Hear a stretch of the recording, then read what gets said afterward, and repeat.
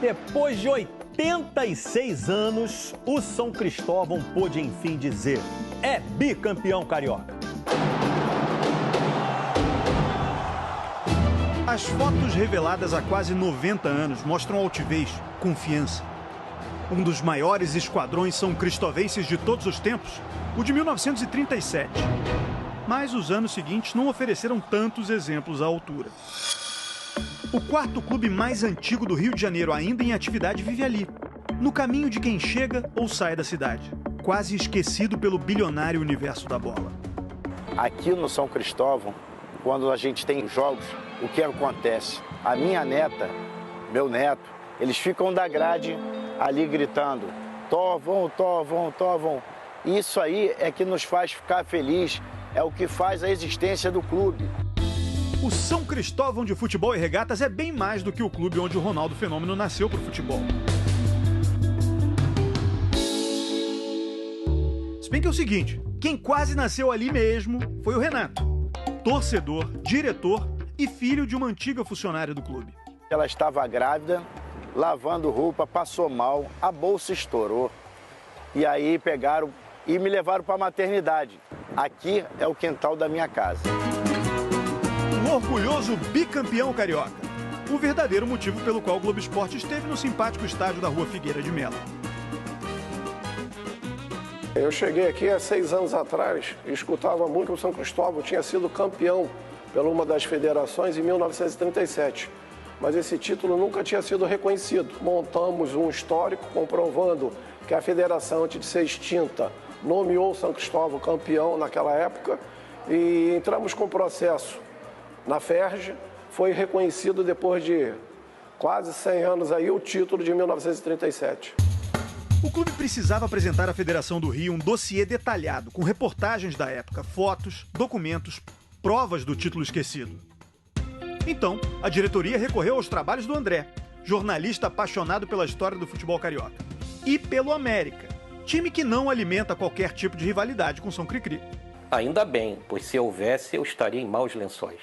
O futebol carioca na década de 1930 estava em maus lençóis. Os clubes se dividiam entre profissionalismo e amadorismo, em 2 campeonatos. A competição oficial, realizada pela Federação Metropolitana de Desportos, era amadora, de clubes que não remuneravam os jogadores, como Vasco, Botafogo, Bangu, São Cristóvão. Do outro lado, a favor do profissionalismo, estavam Flamengo, Fluminense, América, entre outros. O São Cristóvão estava disputando, estava vencendo o primeiro turno. Ele já era o campeão inconteste, não podia ser alcançado. E deveria haver o segundo turno para que o time que vencesse disputasse a final contra o São Cristóvão. Só que isso não aconteceu porque resolveram fazer a reunificação do futebol carioca através de uma nova liga. E o São Cristóvão ficou ali com aquele título que foi reconhecido na época, mas que não foi reconhecido a posteriori. Um time repleto de talentos. Também por isso, digno de um troféu. Para que vocês tenham ciência da história do São Cristóvão, saíram 3 jogadores aqui para a Copa do Mundo de 38. Inclusive, um era o treinador da seleção, que era também treinador do São Cristóvão, Ademar Pimenta, para vocês terem noção de que a história é tão linda do São Cristóvão. Do meia Afonsinho, do atacante Roberto. Nas quartas de final da Copa do Mundo de 1938, na França, o gol da classificação do Brasil na vitória por 2-1 sobre a antiga Tchecoslováquia foi marcado pelo craque do São Cristóvão. Cruzamento do lendário Leônidas da Silva, o Diamante Negro, para o Roberto cabecear entre os zagueiros tchecos. Agora sim, o Renato pode ostentar mais uma estrela na camisa. Finalmente, um troféu para o Campeonato Carioca de 37 vai fazer companhia ao do título de 1926. Inclusive, o clube está à procura das famílias dos campeões para o dia da entrega da taça.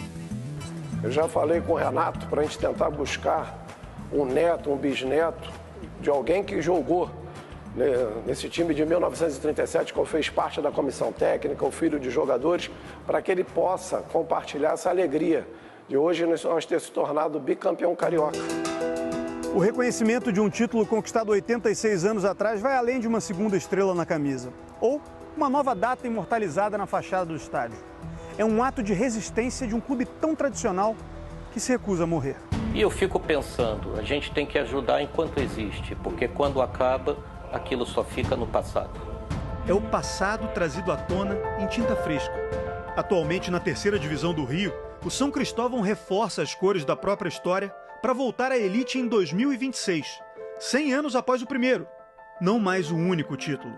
Eu quero ver o São Cristóvão na primeira divisão. Se Deus quiser, vou ver isso, não só eu, mas os meus netos e os meus filhos ter essa oportunidade de ver o São Cristóvão na elite da primeira divisão do Campeonato Carioca.